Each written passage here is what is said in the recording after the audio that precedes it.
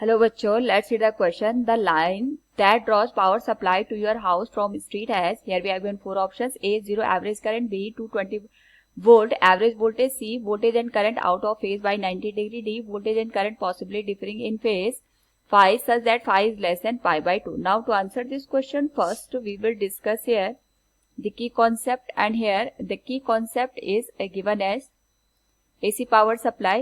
तो यहाँ पे अगर हम बात करें AC पावर सप्लाई की, इसमें हम देखते हैं कि हर एक टाइम इंस्टेंट पे जो हमारे पास वोल्टेज है उसका मैग्नीट्यूड और हमारे पास यहाँ पे डायरेक्शन भी बदलती है, और करंट की भी जो हमारे पास डायरेक्शन और यहाँ पे मैग्नीट्यूड है उसमें हमें चेंजेस देखने को मिलते हैं. यानी अगर मैं जनरल इक्वेशन लिखूं वोल्टेज की, that is given as V naught sine omega T के बराबर, और यहाँ पे जो करंट की वैल्यू आती है फॉर अ पर्टिकुलर टाइम उसको हम इंडिकेट करते हैं I naught sine omega T plus minus five के बराबर. नाउ यहाँ पे अगर हम देखें तो हमारे पास क्वेश्चन में पूछा गया the line that draws power supply to your house from street has.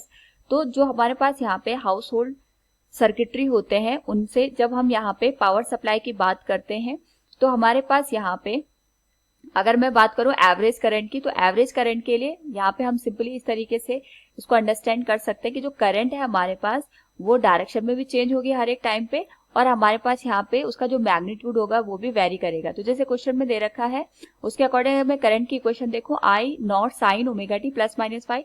हम फिलहाल यहाँ पे फाइव को अगर जीरो भी मान के चले तो इसके लिए जो हमारे पास यहाँ पे ग्राफ बनेगा कुछ इस तरीके से बनेगा साइनसोइडल. तो जितना पॉजिटिव हमारे पास हाफ साइकिल होता है उतना ही नेगेटिव हाफ साइकिल होता है. तो for a particular time period यानी जीरो से लेके पर्टिकुलर टाइम टी के लिए हमारे पास यहाँ पे जो करंट की एवरेज वैल्यू निकल के आती है वो हमारे पास जीरो के बराबर निकल के आती है. तो जो फर्स्ट ऑप्शन है that is correct one. Second हमें दे रखा है 220 वोल्ट एवरेज वोल्टेज. तो एवरेज वोल्टेज चाहे हम यहाँ पे करंट की बात करें या वोल्टेज की फॉर ए पर्टिकुलर साइकिल या हम एक कंप्लीट साइकिल के लिए इसकी वैल्यू को जीरो कंसीडर करते हैं. और यहाँ पे हम दूसरी बात करें 220 वोल्ट एवरेज वोल्टेज की, तो 220 वोल्ट हमारे पास आरएमएस वैल्यू होती है ना कि एवरेज वोल्टेज. तो ये इनकरेक्ट हो जाएगा. C is given as voltage and current out of phase by 90 degree. तो जब हम बात करते हैं यहाँ पे फेज की, तो फेज को कैलकुलेट करने के लिए हम यहाँ पे पावर फैक्टर का यूज करते हैं. पावर फैक्टर हमारे पास यहाँ पे कॉस फाई से इंडिकेटेड होता है, और कॉस फाई को हम यहाँ पे लिखते हैं R बाई Z से. यानी अगर हम बात करें यहाँ पे हाउस होल्ड सर्किट की, तो ऐसा नहीं है कि हम केवल यहाँ पे केवल इंडक्टिव या कैपेसिटिव सर्किट का यूज करते हैं, हम यहाँ पे रजिस्टिव सर्किट का भी यूज करते हैं. जैसे हमारे पास जो लाइट बल्ब हो गए उसमें हम रजिस्टिव सर्किट का यूज करते हैं.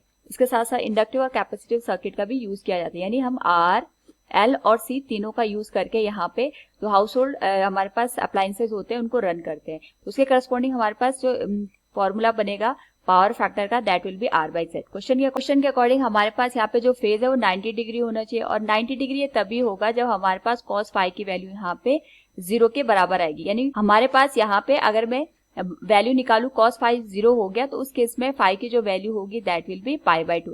लेकिन अगर हम यहाँ पे देखें हमारे पास cos फाई की वैल्यू जीरो तभी हो सकती है जब यहाँ पे हम R को जीरो कर दें. R को जीरो करने का मतलब ये हो गया कि हमने कोई भी यहाँ पे रजिस्टिव सर्किट का यूज नहीं किया है उस पर्टिकुलर सर्किट में. लेकिन अभी हमने यहाँ पे डिस्कस किया कि हमारे पास जो हाउस होल्ड सर्किट होते हैं उसमें हम रजिस्टिव जो अप्लायंसेज होते हैं उनका भी यूज करते हैं. तो इसका मतलब ये हो गया कि यहाँ पे हमारे पास R की वैल्यू जीरो नहीं होगी, और अगर हमारे पास R की वैल्यू जीरो नहीं होगी तो उस पर्टिकुलर केस में हमारे पास यहाँ पे जो cos फाई है उसके करस्पॉन्डिंग जो फेज निकल के आएगा वो भी 90 डिग्री नहीं होगा. सो वी कैन से जो हमारे पास ऑप्शन किया वो भी इनकरेक्ट हो जाएगा. अगर हम बात करें ऑप्शन डी की, voltage and current possibly differing in phase phi such that phi will less than pi by 2.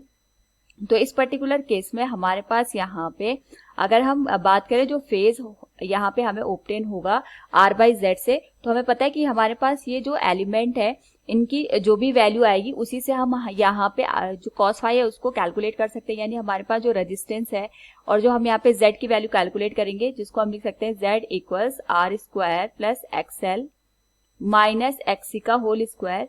तो हमारे पास जो वैल्यू यहाँ पे वेरी करेगी वो 0 से लेके 1 के बीच में यहाँ पे वेरी करेगी. और अगर हमारे पास वैल्यू 0 से लेके 1 के बीच में वेरी कर रही है इसका मतलब जो फाई की वैल्यू होगी वो हमारे पास पाई बाई 2 से कम हमें देखने को मिलेगी. So we can say option D is also correct one. So from the given question option A and D both are correct. Hope all understood it. Thank you and best of luck.